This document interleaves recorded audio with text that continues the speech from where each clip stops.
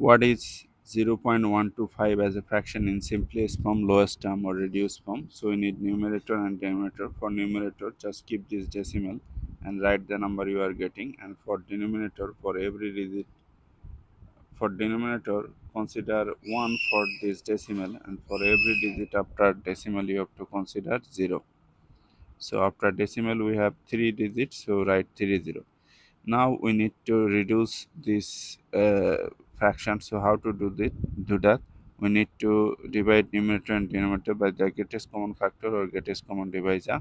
So let me find the greatest common factor or greatest common divisor between these two numbers.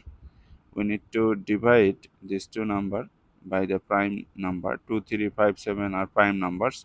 2 3 does not evenly uh, divide these two number at the same time. So but 5 can do evenly divide these two number at the same time. 5 goes into 125 how many times? 25. 5 goes into 1000 how many times? 200. Again 5 goes into 25 5 times, and 5 goes into 200 40 times. 5 goes into 5 1 times, and 5 goes into 48 times. There is no common factor between 1 and 8 without 1, so we are done. So these shared factors are the multiplication of these shared factors are the highest common divisor, or GCF. So 5 times 5 25, 25 times 25 125.